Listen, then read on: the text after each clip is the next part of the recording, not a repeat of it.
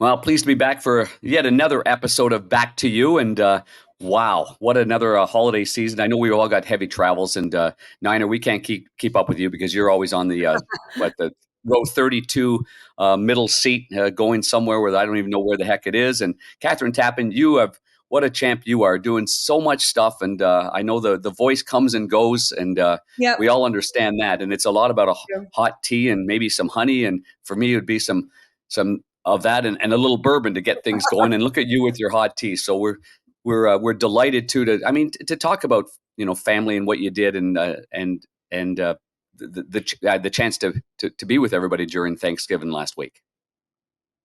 Yeah, unfortunately, I'm a little under the weather with my voice, but Mm. working it back, so I will preserve my voice. But I love Thanksgiving. We were covering the Penn State Michigan State game on Black Friday, so unfortunately, I spend an entire Thanksgiving meal with my family. But for me, it means the holiday season, and I just am so excited to gear up for Christmas and all the fun things coming up in December. Oh, so the old here we go with it. Now we got to with that beautiful place of yours. Now you got to get all the Christmas I decorations can't going. wait. I'm so excited. I bet. I bet Yeah. that's going to be great. What a thrill! No, A big tree, real tree, fake tree. real, all real. Real, absolutely. I In love the the backyard, it looks like you've got plenty of real estate back there. You're probably going to just grab it from the Just backyard. go grab one from my tree farm. Maybe get Niner over there. He can start hacking something down. Hey, Niner? Hey, I'm actually free this week, but I'm going to choose not to get on a plane or travel anywhere. So I've got a few weeks at home, and Nice. I'll be putting up my Snoopy tree. I think my place only holds about a 4-footer, so that's what I'll be busy doing over the next week or so. I don't mind those Snoopy trees. I'm the same thing. I'm in Chicago right here, and in the West Loop of Chicago, and I think that's all we could probably handle too. Is just a nice little one like that. I had a fortunate scheduling. I had a conflict originally going Wednesday TNT, and then Thursday basically travel on Thanksgiving, and then Black Friday being in Buffalo, and my good bosses at TNT allowed me to get back to Chicago and be with Lynn. Grandkids are out in New Jersey. They're out in Kansas City, and did a Black Friday 1 o'clock game. Oh, like I'm talking original six, Chicago Blackhawks and Toronto Maple Leafs. So it was I love Austin Matthews the second time playing against Connor Bedard, and had a chance to spend that Thursday with Lynn and go out and just basically get a reservation here in the West Loop, which isn't easy to do either. But no cooking, no gravy, no anything like that. But just a nice off day. So very lucky with the scheduling because I think we're all in the same situation when it comes to it. Our schedule doesn't stop for the holidays through all the years that we've been doing this stuff.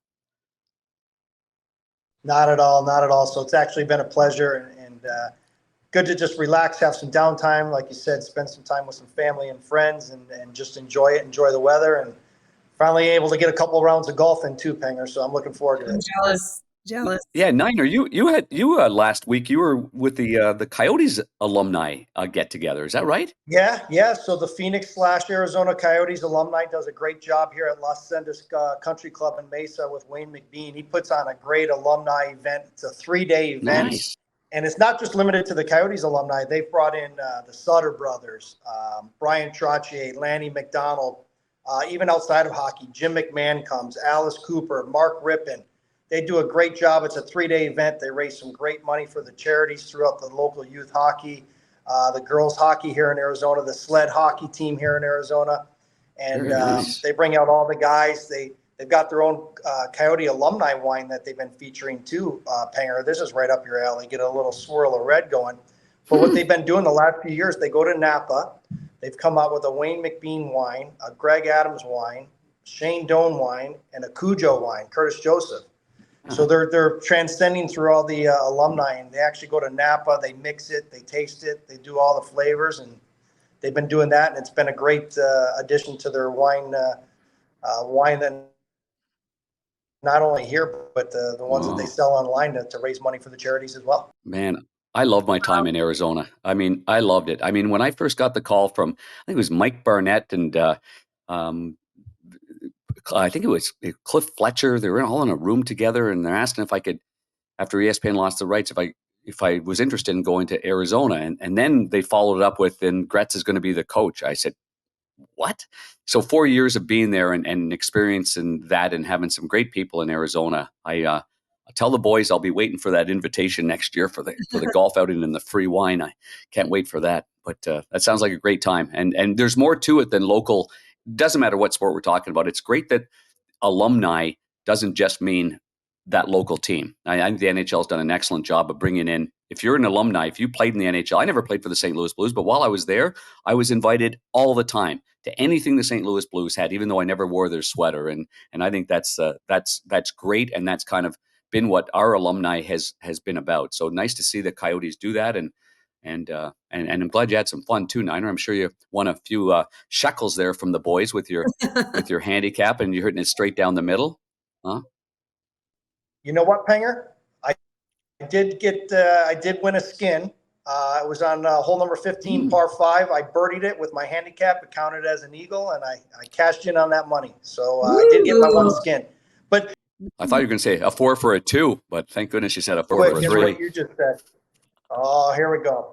I just wanted to say what you just followed up on, though, the alumni. Like, listen, I've never played in the National Hockey League. I'm fortunate enough to live here in Arizona and be around these great people. And they've taken me in as their own. Like I played, 500 games in the National Hockey League, right? And it's just that group and that environment, and that's how they make you feel. They make everyone feel that way. So, it's kudos to them and the NHL alumni in general, and plus the Arizona Coyotes alumni. They do a great job. And KT, Penger, we definitely got to get you guys back here for next year. It's a great event. It's great charity and just a lot of laughs in general. So, and you can't beat the golf weather. It's been 75 degrees and sunny every day. Oh my goodness. I wouldn't sound like this if I was in 75 and sunny. So love it. No, you certainly wouldn't, KT. You got to take care of that throat, kiddo, huh? All right, we got to get you better. Tell us who we've got coming on the show. Well, we've got a guy that impresses during the Tahoe event, left-handed golfer, guy that's, you talk about in life taking advantage of a situation, and I think our next guest on our next episode here of Back to You is one of those guys, and I'm so pleased, and I know you are, KT, because you really set this up, and you and Niner know him personally from the golf tournament, and I don't at all, but I've watched enough, and I was so thrilled to know that he's going to be on our show. So without further ado, we are welcoming Larry the Cable Guy. This is going to be great. Here he is, Larry the Cable Guy. What's up? Gator done. Hey, I'm doing good. Hanging out here, about ready to get ready for Thanksgiving. Getting up on my Christmas decorations. I just took them down in August. Here I am getting them back up again. I'm like, I don't seem to see any of them, Larry, in the background. No, there's no decorations back there. Well, not in this room. There's not. But you walk out of this room and ain't nothing but reindeer and Santa Claus. You know what? I feel like the Waste Management open around here when it's Christmas. We get our decorations up, we take them down for 3 months, we have to take them back, put them back up again. Do you do it all yourself? Come on, Kathryn. I'm an A-lister. I love it. What do you cook for Thanksgiving? Do I put them up myself? What are you, some kind of comedian? What are you, some kind of comedian? What am I doing for Thanksgiving? What are you cooking? You know what? We don't. We got sick of turkey. Everything is always turkey. Yeah, I agree. And after last year, because last year we did something different. Last year we took a live turkey and put it in front of the Dallas Cowboys game and watched the turkey kill itself. So this year I'm going to a buddy of mine's house, and I don't know what they're having, but generally we'll do a honey baked ham, or we'll do something completely untraditional. Like, honestly, I don't care if we have like cheeseburgers. I mean, because you have turkey at Thanksgiving, and then you have leftovers after that, and then Christmas you have turkey. So it's like you can't have turkey every meal for the next 2 months. So Thanksgiving we always try to do something untraditional. I like Larry, that. whatever you do, you got to have gravy. It doesn't matter what you have. I mean, a good Canadian boy like myself, we like gravy on everything. So just throw it on it works. Yeah, that's every holiday. That's Easter, Christmas, Thanksgiving, my birthday. That's all those holidays. Hey, Larry, speaking of your birthday, Flag Larry. Day, Arbor Day. Oh, Arbor Day wears me out with the food. I was just looking at some numbers here, Larry, because I'm an information analyst kind of guy, right. And I noticed that we have something in common. February the 17th. There are some great people born on that day. How about that? You, me, Paris Hilton, Michael Jordan. Oh my God, that's a good group right there. Funny, you guys have the same birthday. Wait, isn't that crazy? Yeah. I need to go back because the reason I'm a little hoarse is from doing a massive game on Saturday night. And I know that you are a Cornhuskers diehard fan. So can you take me through your emotions watching that game Saturday night? The old Huskers don't get it done in overtime. One more chance to make a bowl game. What were you thinking, Larry? Well, here's the deal. I love Matt Rule. Matt Rule is exactly what we need. He's done way better this first year than I thought he would ever do. But last week, here was the problem with this game. Last week, he got a bunch of garbage because he went for the touchdown instead of going for the field goal and then having his defense come in and stop the other team with under 2 minutes left. So he took flack because he risked a pass play with a quarterback that never plays, and it got picked off. And when you looked at it, it wasn't his fault. It was the receiver didn't really finish his route. But Chubba Purdy, that was really his only drive of the year, and he was unbelievable. Yeah, so this week he starts, and as you saw, fourth play of the game, 55-yard touchdown run, 58-yard pass. It's like, what is going on? This Chubba Purdy's the greatest quarterback of my son's generation. Exactly. And then you saw the rest of the game. The defense did not do as well as they normally do. And here's what I think happened, Kathryn. It was ridiculous. We had 1 minute and 18 seconds left, 3 timeouts on their 18-yard line. They could not stop our running game. And we let the clock run down. We ran 3 plays in 1 minute and 15 seconds, which I could not understand. But here's what I think's going through his head. He took so much flack the last week from a lot of people here that he did not kick the field goal and guarantee 3 points and let the defense stop the other team. And what I think that got in their heads. I think they thought, well, we're down here now. We've got this quarterback who's played well, but man, let's don't have him throw any goofy passes, because if it gets intercepted again in the end zone, the state and people are going to be livid. So honestly, I think they read too much of the internet, and I think it got in their heads, and I think they played to not lose. Yeah, that's my opinion. Now, look, I love Coach. Coach is awesome, and he's a buddy of mine. So I'm not going to put in his head what I think, but that's that in my opinion, if I was a coach, and from seeing what happened, I think that had a lot to do with some of that play calling. I think they were playing, to not miss that opportunity, and let's take our chances in overtime, and which was a dumb mistake. Yep. Because you never play Wisconsin at night in overtime and on their field. The odds are against you. You have to go for the win. You know what? Another disappointing loss. I'm kind of used to it. I hate being used to Nebraska losses. It sucks. But we're young. Kathryn, you saw it. You saw that team. Great team. It's a bright future. They're all freshmen and sophomores, and they are so good. And he's a great motivator. So if everybody stays and they don't use that stupid portal, they're going to be a force to be reckoned with for a while. I loved it. I hope we get a game in Nebraska next year, because I think that'd be a lot of fun. And I'm going to come to your house for dinner. Just inviting my Kathryn, you got to come. Hopefully there'll be a holiday and we'll be having cheeseburger with the Christmas decorations up.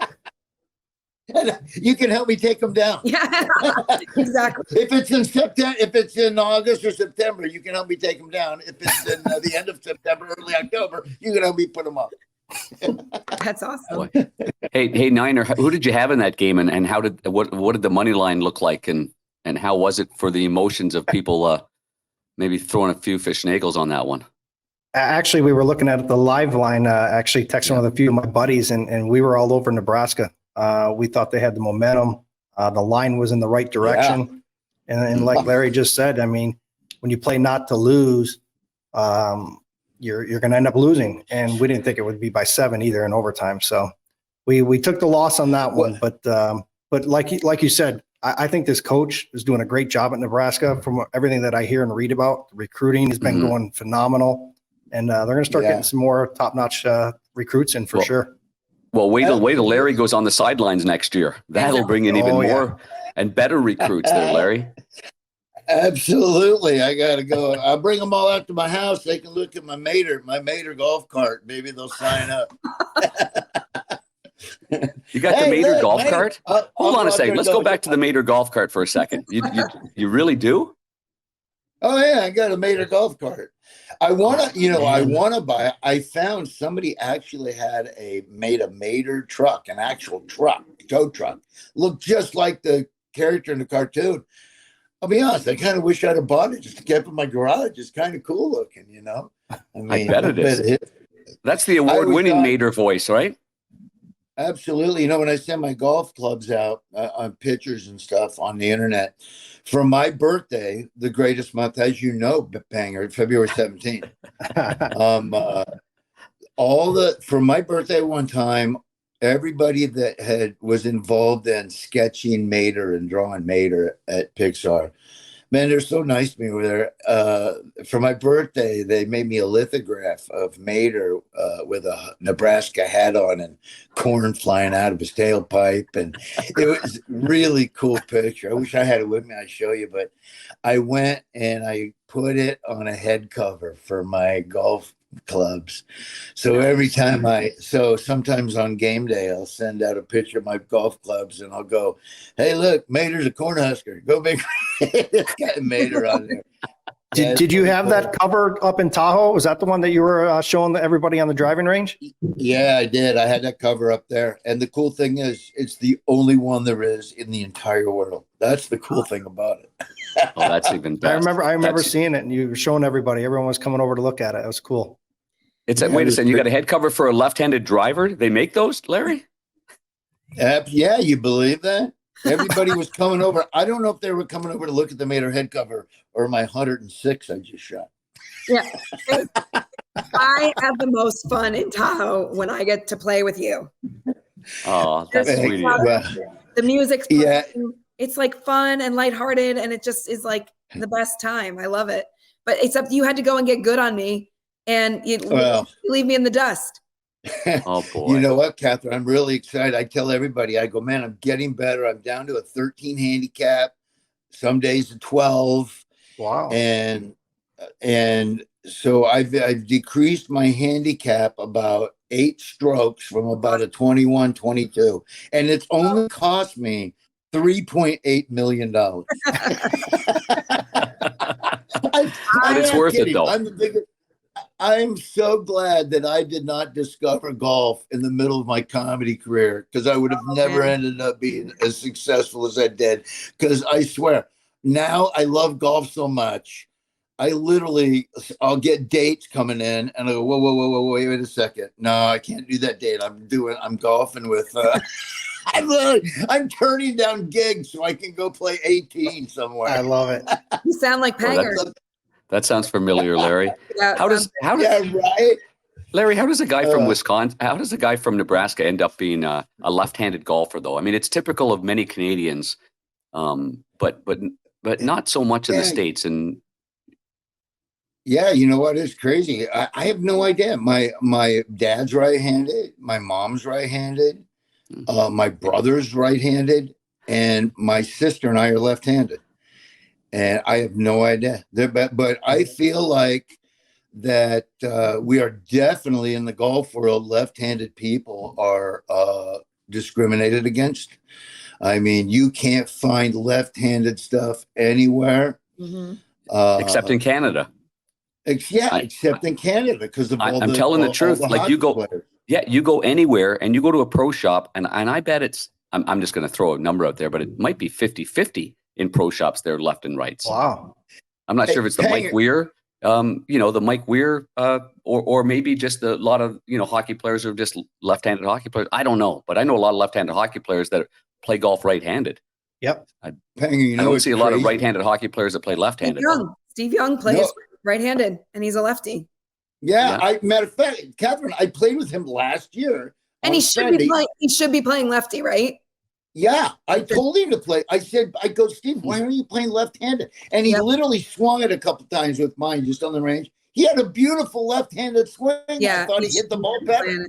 I don't know why he does. I think he does it just because that's how his dad taught him, and he feels like that's how he play. He had older brothers. He had a set of clubs at home. They were right-handed clubs, and that's how he learned how to play. He's like, in my household, I didn't get an extra set of clubs. I was the youngest of all these boys. Like, my dad wasn't going to buy me my own set, and here he is. He should be playing left-handed. No, Larry. When he quarterbacked though, was he a lefty or righty when he quarterbacked? Lefty. Hey, Lefty. Kathryn, can you imagine if somebody would have said, "Look, you're golfing right-handed. You should throw right-handed when you're a quarterback." It would have ruined his entire career. He wouldn't have been playing in Tahoe. No kidding. Or maybe he could throw both right and left, and would that ever fool the defense? If you have the ability to put your ball ambidextrous, put the ball there and throw it once, reverse, just like lacrosse. Go one, go that way. I like See, it. that would be all. I wish I was able to do that. I can't do it. I cannot. My right hand, forget about it. But left-handed, I'm all day. See, I get irritated sometimes because like Mickelson and those guys that are left-handed and they learned how to play right-handed. Well, I always say if you're a true lefty, then you can't do anything right-handed. You can't even begin to golf right-handed because you're so left-handed. I'm totally left-handed. I can't do anything right-handed. And that's why I always wondered why they called, isn't this crazy? Like you'll see like Paul McCartney played a left-handed guitar, left-handed bass. I don't know why they call that a left-handed guitar. Like when you hold a regular guitar, you're right-handed and you're strumming the guitar. I call that the way that you're strumming a guitar normally. Right. Yeah. To me, that's a left-handed guitar because you have to do your fingerings with your left hand. And I could never be able to do my fingers with my right hand because I'm not coordinated with my right hand. So you're left-handed. So I don't know why they flip the guitar around for left-handed people and you strum with your left hand and they call that a left-handed guitar. Because in my opinion, that's a right-handed guitar because I can't move my fingers like I can with my left hand. I don't know. This is a discussion I think should be on one of the talk shows for a long discussion. How about when you're on the tee box? So many courses set up to a right-handed player. How does it look from the left-hand side? I mean, can't play a cut. Well, most of them are dogleg rights, right? Well, Craig, if you've seen my game lately, I've learned how to adapt to all the conditions of the golf course. Now you got golf shots. I love it. Oh, my goodness. He went from a 21 to a 13, and he's moving the ball. I love it, Larry. He'll be an 8 by the time this podcast is over. Yeah, exactly. I remember they had that long drive contest one time out there, and I forget who the interviewer was. Might have been Tafoya or something. And they had the long drive. I'm walking by. He goes, "Hey, Larry, what was your longest drive? And I said, the drive home after I shot a 115 today." It's so funny. How many years? Kathryn, how fun is that out there? I mean, how much fun do we have? And I was going to ask you, how many years have you played in it? Because you're you've been playing a long time. Man, Kathryn, I think, you know what? I think because I wasn't into golf until 2011. And I think I got invited 2 years after I started playing golf. So I think next year will be my 11th year. Wow. I feel like I always describe it as like adult summer camp. Like we all look forward to seeing one another. And it's just like 5 days of straight fun. And we usually sound like this when we're done with it for other reasons really. than broadcasting, but I It love is it. a lot of fun. My first one out there, 2003, and then I had a couple years where suspension kicked in, so I missed a couple years. But for the most part, been going since 2003. Yeah, I didn't think you were still allowed back. I thought you had a. That's why they suspended me. I got back. Thought you were still. Wait, why did you get suspended? Oh, we'd rather not go down that road, Kathryn. Yeah. Certain friend of mine that I used to go with was not welcome back a few years. So Got it. Noted. But now I hop on the jet with Charles and I just hide in his suitcase and then we're all good. Yeah, exactly. Now Wait a second. That was you beside me in the suitcase? Yeah. You got to get out there, Panger. Let's go. Now, Craig, you know the story when Charles hit the goose, right? It is so funny when he tells the story. Oh, don't tell me this. Tell it, Larry, so these guys can hear it. Well, just real quickly, I'm golfing with Charles, and he, he hits a worm burner, and it goes down there on I think it was the 13th hole, 14, dog leg right, with the water on the left. Yep. Yeah, dog leg right, water on the left, and he just hammers a duck, a goose, and that thing's flopping around, and there's some women up there, and they're like, "Oh no, the poor goose!" Well, then you see the guy from Golf Channel go over there and start swinging it around in a circle by its neck, and now they're really going nuts. Oh, what's he doing? Stop him! He's killing him! And then Charles is like, no, they got to do that. They got to do that because they're going to peck it to death because they see that it's injured. They're going to come over and they're going to torture it and kill it and peck it. And trust me, this is what you have to do. Oh, well, this isn't, Well, evidently he can't get it done that way. So after we finally calm these ladies down from him twisting the neck of this injured goose, he runs, takes it over to the water and starts drowning it in the water. He starts putting its head underwater. Now they're really going nuts. Now everybody's thinking, oh boy, they're going to file some kind of a, no. And then we're like, oh yeah, they finally got it dead. But it was the craziest story of all time. For the ages out there, no question. When he tells that story, it's so funny. Oh God. Took that guy forever to get rid of that goose or duck or whatever it was. It was crazy. But Kathryn, had to be a Canadian one. Yeah, as Charles calls it, he calls it a geese. Yeah. A geese. There was a geese down there. Yeah. It was one geese. There was a geese down there. Oh, I love it. What were you saying? So, Kathryn, yeah, what's up? Well, I was going to say it's cool that you're trudging through with the throat because I woke up one day and my wife was sick and then I felt my throat. I had a show in Ohio at a place in Ohio. I can't remember what theater it was. And Wednesday night, I'm like, honey, I think I'm getting something. Then on Thursday, I started getting all phlegmy. My throat started I'm like, okay, I haven't canceled a show in 38 years. I'm not canceling. I think I've canceled one show for being sick in like 30 years. Wow. So I got to do the show Friday night. I literally couldn't talk Friday morning when I woke up. And I said, well, I'm not going to cancel the show. I'm going to do this. I'm going to take this. I'm going to take this, get some Mucinex. I went up there, did 3 shots of whiskey before I went on stage to burn out everything.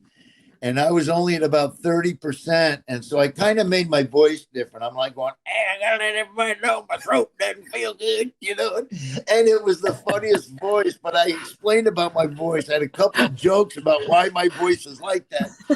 It was probably the greatest show. It was probably one of my top 10 all-time favorite shows. I love it. I love it. I wasn't going to cancel on you. And I'm like, I can definitely work with it. I feel fine. It's just like, it's coming back. But man, I was like, we got Larry the Cable Guy. And I didn't talk yesterday. I didn't talk this morning. I had to call your assistant this morning to confirm the time. And I was like, Maggie, I promise you, I'm going to get through this. It's like, I know I sound terrible on the phone, but we are going to get him on. So you are a grinder, Kathryn. You're a grinder. Way to go. Yeah, that's all good. Maybe Hey, have opportunities on other channels. You never know. I mean, the good news is you got Panger and Craig here. That's That's right. right. Help We out. got we But got I wingers. do- We got a right winger and a centerman somewhere Yeah. here in this group that we can dangle a little bit. I do Larry, want did you to ever play know. hockey? Oh yeah, go ahead. Hey, Larry, did you ever play some hockey? You know what? I grew up in Nebraska, but I moved to Florida when I was 15. Not a lot of hockey going on. So no, I was never a big hockey guy. So I got friends that like hockey. I tell you, when I started getting into hockey, I started really enjoying hockey when I lived in Sanford, Florida, and they had the Orlando Solar Bears. Absolutely. That's a great organization. Dude, they were only in existence like 7 years and went to the finals like 6 out of 7 times. And if I'm not mistaken, Panger, they became the Atlanta team, right? That's right. That's right. They basically took that franchise, went into Atlanta. I think they were underneath the Thrashers though at that time. They moved from an IHL team to an IHL team there, if I'm not mistaken. Because when I played in the IHL, Larry, that was the first pro. You got the American Hockey League and the IHL back then, and some NHL teams went directly to the IHL, made them their number one team. I didn't have Orlando or Atlanta as my team. I had Saginaw and Flint and Kalamazoo and Indianapolis. You got to really like hockey for that. Yeah, different geography, different bus rides, Larry. I would have loved to have been somewhere in the coast of Florida and doing it that way. Yeah, that would have been nice playing hockey down there. Oh, where are we playing? Miami. Then we're going to St. Pete. Then we're going to yeah, exactly. Much better. Yeah, I would have I would have got her done there. I tell you that, Larry. I would have got her done. You know what? I really liked it. I really started to like it, and then they moved, and then I was on, out on the road constantly, and then from what I hear though, they got them back. I think they got a team back. Got an East Coast Hockey League team there now. East Coast League team, and there's lots of talk about Atlanta actually knocking on the door again of building a rink out to where the Braves are playing, and again applying for, if not an NHL franchise, at least getting something in the minor leagues somewhere there. And I'm not sure if it's Alpharetta or Marietta or somewhere there. Yeah, isn't that crazy? That's like so if Orlando moves again, that's 2 great hockey teams they had and that they've lost. I mean, that was fun. Those were always fun to go to. I love going to the Orlando Predator football games. It seems like something about Florida though. Those indoor football teams kicked major ass in Florida. I mean, Tampa Bay, the Tampa Bay team and the Orlando team. That was always a thing to do too. It was go to those games. I love those games. So when you moved from Nebraska to Florida, you were 16. I'm curious, like, where did the comedy all come into play? I know you started off in radio, right? But how did you get going with this? Did you always know you were funny? Well, my brother, who doesn't do stand-up, but my brother was hilarious. Very talented, really funny guy. Could write. I remember going to his college one time, and he was in the drama department, and they took over this old town that was on the campus. They ended up buying it, and they turned it into like an old Western type little town. And he stayed back, and he wrote 2 comedy 1-act Westerns. Wow. And he played an old prospector in every one of them. And it was so stinking funny. I mean, my brother was funny, and my sister was funny. My dad was pretty funny when he wanted to be, Yeah. when he wanted to be. So I think I just got it from them, but I never thought I would ever be a comedian. But when I was a kid, I was a fan of all the old time comedians. I love those vaudeville one-liner slapstick. I watched Benny Hill constantly. I watched Monty Python constantly. I watched the Dean Martin roast. Oh my goodness, they are so good. That kind of stuff really made me laugh. And then Howie Mandel came along with Make Me Laugh, and he'd do a little thing on Make Me Laugh. So I just love that kind of stuff. And when I moved to Florida, I got a job as driving a hotel van for the Hyatt. And I loved that job, but I was always cracking jokes. I was always trying to be funny. And everybody was like, man, you should be. I always picked up the airline crews. They were who I was always picking up, were the airline crews. And they would always say, man, you should be a comedian. You're funny. You're funny. And I always had these jokes that I would rip off of. So I went up on an open mic one night just at a bar. I got dared by my buddy, John, to go up, and I almost, Kathryn, I'm not kidding. There were people there. I thought they had clipboards with notes, and they had suits on, and I had a sleeveless buckwheat sweatshirt on, and and a stupid David Lee Roth type hat. And I almost backed out. And my buddy, and I did. I said, I'm not going on. There's professionals here. I thought it was an open mic comedy night. And my buddy goes, you can't back out. People came to see you. At least stay and see how the first couple of guys are. If they're really good, I get it. This isn't an open mic night like they advertise. But if they're not that good, then go up. And I said, okay, well, I'll just see how the first couple guys are. And I think I was going on like fifth. First guy wasn't very good.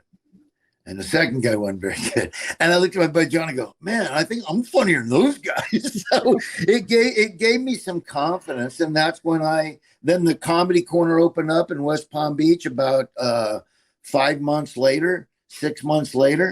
And it turned out to be one of the top 5 comedy clubs in the United States. And so a lot of comedians I met, and they took me under the wing and helped me out a lot. But it all started that way. I was just a fan of all the old time comics. And that's why my act is all just goofy, nonsensical one-liners, because I love that kind of stuff. But I'll tell you, I always tell everybody, if you have a dream that you want to do something and you may be talented for it, you don't know, it's like, try it, because you'll always regret not trying it. At least try it. And if I would have backed out when I wanted to back out, honestly, I wouldn't be doing it today. Mm-hmm. So I'm very thankful for my friend John, who put a fire under me and said, you're not backing out, man. You got to do it. And so he pushed me and made me do it. And I'm very glad he did. So, Larry, do you know how many times we get on and especially, back when we had the kids and you're parking off site, and you've got, just like what you said, the whatever you call it, the van going back, how many funny guys are on the microphone, like just similar to your situation. And yet you took it to this, obviously the level you took it on. But I always get a kick out of how funny they are and how open they are and how they make you laugh. It's early in the morning. You got kids, you're dragging around luggage. You're trying to get everything in there. You're trying to catch your flight, and it doesn't matter what time of the morning, someone's always basically funny in there. My gosh. Yeah. I had a buddy of mine. I got a couple of buddies of mine that are so stinking funny. They're not comedians. They don't want to be comedians. And I'm just like, oh my, one of them is just so quick and so funny and so dry. I mean, I don't know. If he was a comedian, he'd be unbelievable. The other guy is all about timing. His material is all me and Seinfeld. So he's none of it's original, but his timing is impeccable. Oh, I love that. Would they be able to be on your blue collar comedy tour when that was rolling? No. Would any of your friends, would they qualify? Would they be good enough? No, they'd freeze up because they wouldn't know how to perform. It would be off stage. They would be hilarious. That's when they would be hilarious. But no, there's some people that are super funny that I know that there's no way they would get on stage. They would completely freeze, or they wouldn't be as funny because they'd be too worried about trying to be funny. Good point. Really good point. Joy do you get in being funny in this landscape of craziness we're dealing with, in a world that's, full of hate and violence and people attacking one another, and you just bring straight up laughter to everyone? Well, here's the thing. I remember Steve Martin back in the day, back in the Vietnam days and all that. And he said, everybody was doing political stuff, and he went the complete opposite direction and said, I just want to be silly. And it's kind of like me. I've always wanted to be silly. I never wanted to, I mean, the only reason why I used to do a few political jokes, and the only reason I did it was because I created this character, obviously, that I do on stage. And when I started doing that, that was all politics, because I was calling radio stations, pretending to be this cable guy and complaining about stuff. And so I had to bring some of that into the act originally, because I didn't really have that's what people came to see. And then I kind of morphed it into my act that I was already doing. But man, that's what I want to do. I want to be a light in a dark world.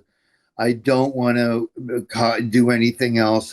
People pretty much that are fans of mine already know basically all about me, how I feel about politics, how I feel. It's like when I went on the internet, like Twitter and stuff, it's such a sewer. And when you're an entertainer, you like to keep in touch with your fans and let people know where you're going to be at. So I get there's a need that you have to do it, but things would bother me. It's like those things you would be like, you don't want to eat sugar and there's a Pop-Tart there and you go, I'm not eating it. And then you're like, oh, what the heck, I'll eat it. It's like when you see something on Twitter or on social media and it bugs you and you're like, what are these people? But you, instead of leaving it alone at the last minute, you're like, oh, okay, I'm going to answer these idiots. Oh. And here's the thing I've come to on stuff like that. You're never going to change anybody's mind to your side on the internet, ever. The people that are already fans and already think like you think are already going to be with you. So you're really only doing it so they go, yeah, way to go. Hey. And then all it does is drive a division further.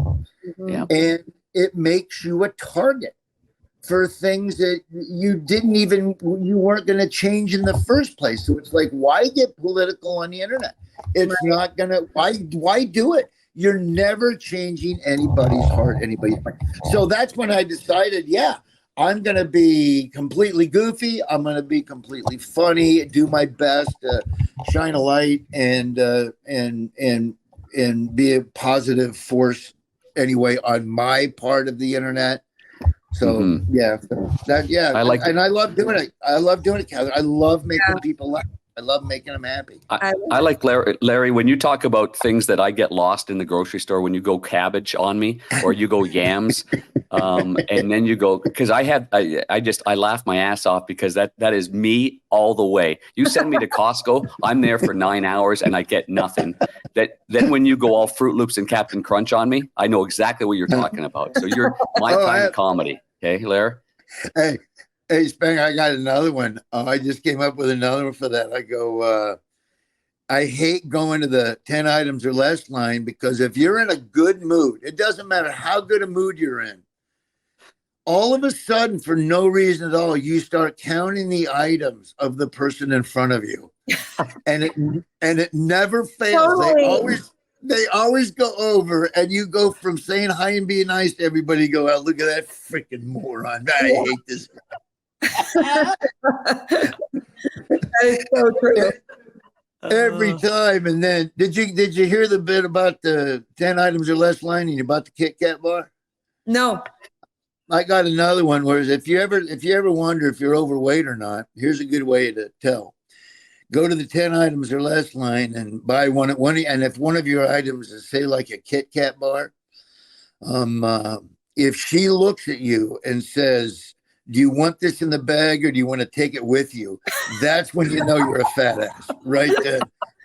Because the cashier has just looked at you and tried to size up and figure out what item of food you can't wait to put your fat pie hole around before you can't make it to you can't make it to the 2-minute walk to the car before you got to eat it.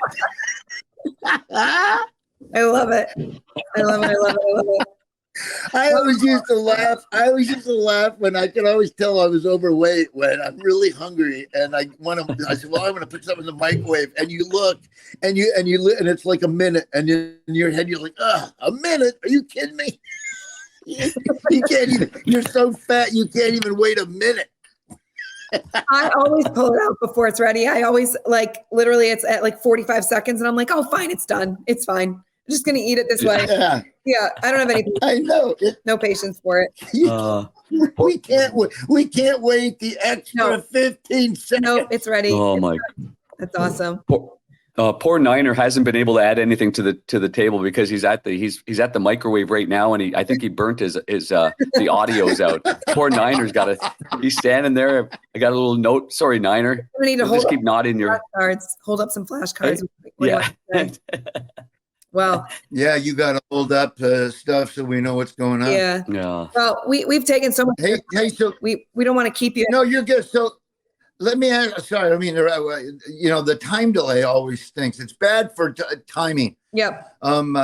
Hey, so let me ask you this: how many? Because I was kind of out of the loop. I went down into. Hey, by the way, I got to tell you, my boy just turned 17, Wow. and he's trying to be a bull rider. Oh, how do you do that? I know. That's Where great. He is Yeah, he's definitely not a pansy. That's for sure. That why? I guess not. your son Wyatt, right? Yeah, Wyatt. I'll tell you what's amazing about it, because my son was born with his hip out of socket, and we started a whole hospital because of his hip. Because they said his hip, he would never be able to walk past 40 until he gets a complete hip replacement. We worked with a doctor down in Florida, and we started the International Hip Dysplasia Institute, and they're doing amazing things with hip. His hip got healed, and now I'm just stunned. He went from that to getting on bucking bulls. It's really amazing. That's amazing. Yeah, I know you guys do so much work for the Arnold Palmer Hospital for Children in Orlando, where he was treated. They did an amazing job to bring him back at a very young age.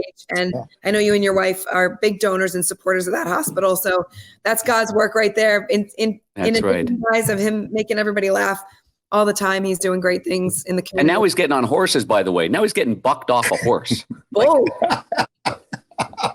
That is amazing. Me or him? yeah. No, him. He's crazier than a goalie. Well, he's getting bucked off bulls. Yeah, bulls. Exactly. Not horses. Yeah, bulls. Yeah, bigger guys. Those Canadians don't know what bull riding is.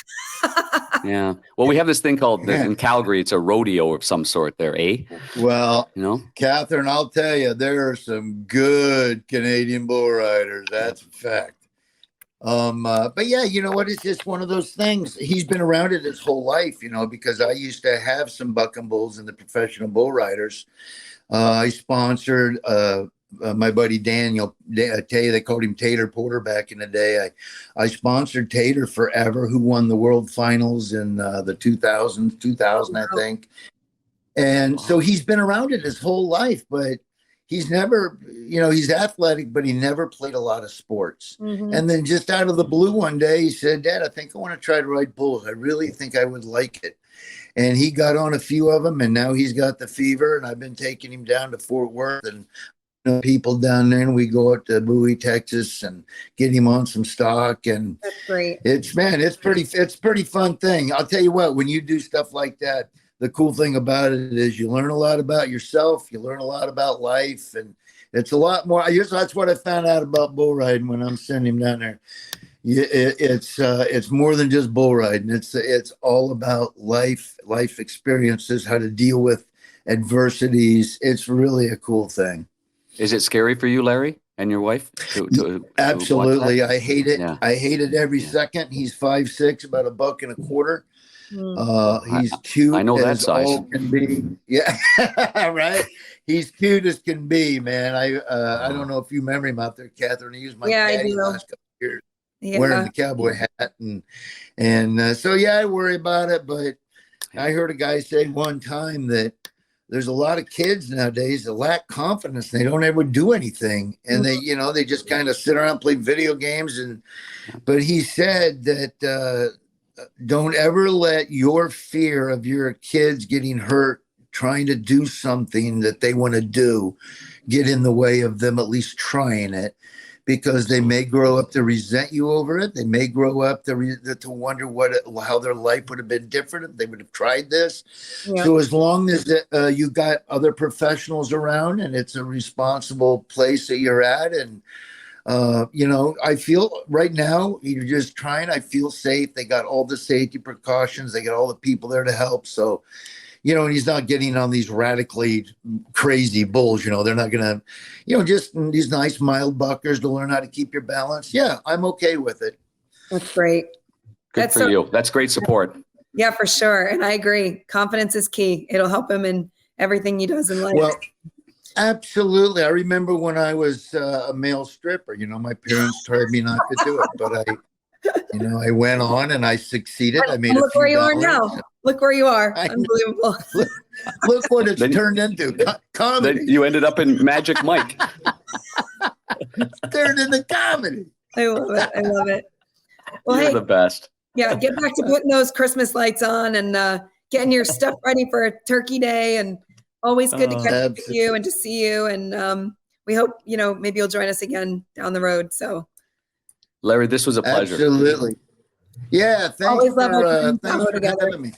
Yeah, I'll send you guys all a Harry and David fruit tower. Sounds good. Oh, awesome. Happy holidays. I always used to get the Pepperidge Farm gift basket every year. I got like 9 of those. I used to do a joke about it. Nothing says happy birthday, Jesus, like a 2-foot meat log on a Pepperidge Farm gift bag. I mean, it's like, come on, man. Every year I got 9 of those. All right, listen. Kathryn, I love you to death. Thank you so much. Buddy. You're the greatest. Thank you. We'll see you soon. Great. Hey, you guys. See you. I appreciate you guys having me on. Happy holidays. Hey, guys, I got to tell you, this when I think of yams and I think of Fruit Loops and I think of some of the stuff of Larry, I don't know. He can just make something out of nothing and make you laugh, and it is so wholesome and it's so great. And I know we talk a little bit about the Blue Collar Comedy Tour with Bill Engvall and then Ron White and Jeff Foxworthy as well with him. But the other thing is, just so talented. 7 comedy albums and 3 gold. I think they're called RIAA. Is that what that's called? Yep. Of 500,000 or more copies. So this guy's he's just so legitimate and such a good guy, and it was so great to have him here with us. And thank you, KT and Niner. I it's the Rolodex that we all have that's making our show a fun show, and I hope everybody enjoyed that, because man, he is as genuine gets. He really is, and he's just such a joy to be around. He always makes me laugh. He's so positive, and he does so much work, you guys, for charity. He has his own charity event, but he also is such a big proponent of not only making people laugh and feel good, but making sure he's impacting the community, the hospitals, everything. He's just a remarkable human. I love him. And you play enough golf with him too. And he said that, maybe he's being modest, but to improve from a 28 to a 13 or a 12, that is really impressive. What part of his game improved the most then? If he went, doesn't play probably every day, but plays enough that he can improve that much. Yeah, he doesn't play a lot. His putting was great last year in Tahoe. I think he had his son on the bag. Maybe that helped. I don't know. But, that's great, huh? Yeah. How about his son? What a courageous fella, huh? Awesome. Man. I know. Maybe one show we'll do that, bull riding. That's all you. We're gonna throw Niner on a big one. That's for sure. Hey, Niner. Oh man, I can't even no get chance, right now. What am I going to do after that? Well, you might just kind of restructure some vertebrae. You know what I mean? It's like going to the chiropractor, right? Yeah. Oh, you're right. That they're courageous. It's dangerous, and they've got to be careful. But you got to be a good athlete to be able to do that and have good balance and again have such calmness under fire that you don't panic. I can't imagine. I was a reckless kid. I would do anything. That's probably why you end up in the net, because when you're a goalie, you can't flinch. You've got to stay firm, and you've got to stay in your stance, and you've got to be athletic, and you've got to watch a puck come at you. But during that conversation of listening to Larry, I'm thinking to myself, okay, could I have? His son's 17. Could I have done that at 17? I probably would have tried it. Really? For sure. Wow. And I would have absolutely. And then you can ask any of my friends, they would have said, yes, you would have tried it, of all our friends. But then after one spill, I think that would have been it. I common sense. I mean, common sense would be that's not good. That's not good, but pretty amazing. Indeed. And thank you guys for bearing with the voice. Panger, it's nice. Great show as always, and this is the adversity that we face, and again, our Back to You podcast. We're having great success. We've got a lot of great guests in the past, and we were so happy to have Larry the Cable Guy join us here for another episode here of Back to You. You guys have a great post Thanksgiving. Enjoy. Get ready for Christmas. You too. And can't wait to talk for our next episode as well. Niner, be careful out there. Be well in Arizona. Stay out of the sun, and KT, get that tea going. All right, kid. Cheers, everybody. Cheers.